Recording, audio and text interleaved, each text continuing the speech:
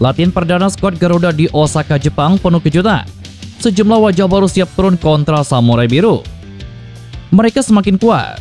Hajime Moriyasu takjub dengan skuad yang dibawa Patrick Kluivert jelang laga kontra timnas Jepang. Patrick Kluivert siapkan skema permainan baru dan siap kejutkan timnas Jepang. Timnas Jepang sedang terpuruk. Peluang skuad Garuda buat sejarah besar di kandang Samurai Biru. Serta beberapa berita timnas Indonesia hari ini. Selengkapnya hanya di Kickoff Football.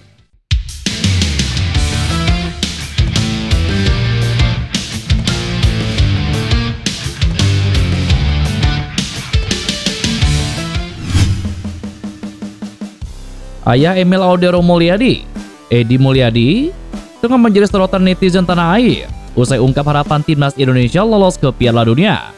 Ya, harapan itu dilontarkan Edi Mulyadi pasca menyaksikan debut Emil Audero bersama timnas Indonesia, tepatnya di laga ke-9 grup C putaran ketiga kualifikasi Piala Dunia kontra Cina pada Kamis kemarin.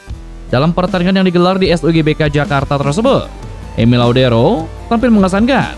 Selain mencatatkan clean sheet, ex-kiper Inter Milan tersebut sukses membawa kemenangan untuk skuad Garuda. Edi Mulyadi mengaku bangga dengan kemenangan timnas Indonesia atas Cina. Harapan besar pun diungkapkan. Jika dulu Edi merasa impian Piala Dunia sang anak hanya bisa bermain di timnas Italia, sekarang malah berbalik. Edi tidak ragu menyebut timnas Indonesia bisa terbang ke Piala Dunia bersama anaknya tersebut. Tetapi alhamdulillah dengan kemenangan ini, semoga insya Allah akan lolos ke babak selanjutnya dan lolos ke Piala Dunia, kata Edi Mulyadi. Ia merasa performa anaknya cukup gemilang meski hanya mencatatkan satu penyelamatan untuk timnas barunya. Dan menurut Edi, penyelamatan itu sungguh berarti bagi Emil dan juga untuk tim secara keseluruhan. Edi pun dibuat tegang dengan penampilan Indonesia di laga ini, meski pada akhirnya berhasil menang atas timnas Cina. Selain itu, Edi sebenarnya sudah lama menantikan anaknya tampil bersama timnas Indonesia. Namun karena cedera, proses naturalisasi sang pemain sempat tersendat dan juga memakan banyak waktu. Ia pun berharap anaknya mampu tampil dalam top performa sebagai salah satu saingan Martin Paes, dan berharap Erick Thohir selaku Ketua Umum PSSI menemukan kepingan terakhir untuk timnas di lini serang. Media Malaysia One Football My menyindir timnas Indonesia usai mengalahkan Cina di kualifikasi Piala Dunia. Mereka menyebut kemenangan itu didapat hanya modal penalti. Kemenangan atas Cina jadi krusial bagi timnas Indonesia. Hasil itu pun turut membawa skuad Garuda memastikan diri lolos ke babak keempat kualifikasi Piala Dunia. Kemenangan timnas Indonesia menjadi sorotan berbagai pihak, termasuk media Malaysia. Mereka bahkan memberikan komentar sindiran. Sontak, unggahan itu mengundang reaksi beragam, utamanya dari netizen Indonesia. Mereka terus membandingkan prestasi yang diraih oleh timnas Malaysia. Justin Hubner resmi berpisah dengan Wolverhampton Wanderers U21. Pengumuman tersebut disampaikan Wolves U21 melalui akun Instagram resminya pada Jumat 6 Juni kemarin.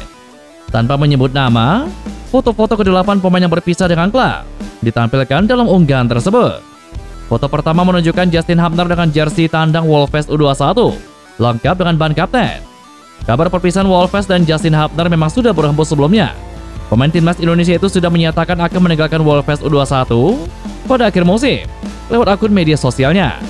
Meskipun begitu, Justin masih merahasiakan soal klub berikutnya.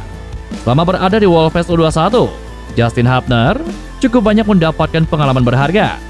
Pemain berusia 21 tahun itu sukses mencetak 4 gol dari 62 penampilan sejak musim 2020 sampai 2021. Sejatinya kontrak Justin Hubner sendiri masih berlaku hingga bulan Juni 2025. Namun klub tersebut tidak mengajukan perpanjangan kontrak bagi Justin Hubner yang selama ini bermain untuk tim Wolves U21. Lantas kemanakah Justin Hubner akan berlabuh setelah kontraknya tidak diperpanjang? Ada beberapa klub yang berpotensi menjadi pelabuhan baru bek timnas Indonesia ini, diantaranya adalah FC Volendam, Excelsior Rotterdam, hingga FC Den Bosch.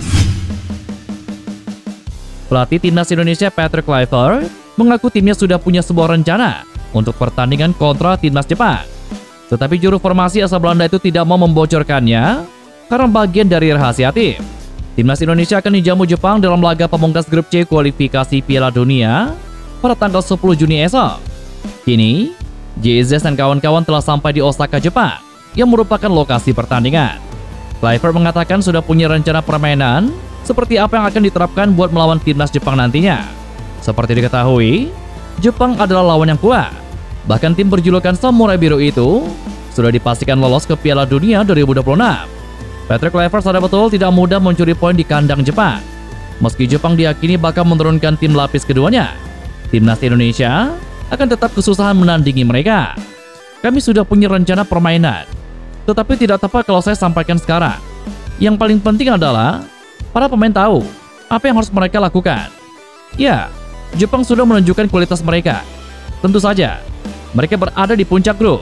Mereka punya tim yang sangat bagus. Tetapi kami juga akan menunjukkan kemampuan yang kami miliki, kata Patrick Kluivert. Di sisi lain, jelang laga pemungkas kontra timnas Indonesia 10 Juni esok, pelatih timnas Jepang, Hajime Moriyasu, mengakui skuadnya minim pengalaman. Kondisi ini membuka peluang bagi timnas Indonesia asal Patrick Kluivert untuk membuat kejutan. Timnas Jepang memang secara mengejutkan harus mengakui keunggulan Australia 0-1 dalam laga yang berlangsung di Perth pada Kamis 5 Juni kemarin. Kekalahan ini menjadi yang pertama bagi timnas Jepang dalam perjalanan mereka di kualifikasi Piala Dunia. Pelatih timnas Jepang Hajime Moriyasu secara terbuka mengakui bahwa ia memang menurunkan skuad pelapis demi memberikan jam terbang kepada para pemain muda dan juga pengalaman internasional.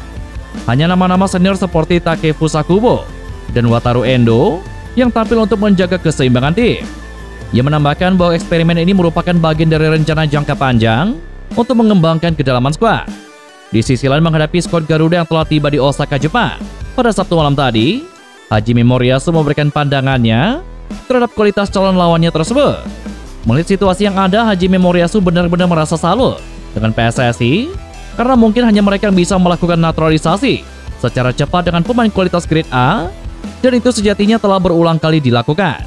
Dikutip dari Football Channel, Hajime Moriyasu merasa kalau feelingnya soal timnas Indonesia akan menjadi tim yang lolos ke Piala Dunia, memasuki babak keempat kualifikasi Piala Dunia. Keyakinan Hajime Moriyasu bertambah kuat setelah melihat beragam dinamika perubahan yang dilakukan oleh PSSI, mulai dari penunjukan tim pelatih baru, lalu penunjukan Jordi Cruyff sebagai penasihat teknis. Menurutnya, timnas Indonesia menjadi tim dengan perkembangan yang paling cepat di Asia.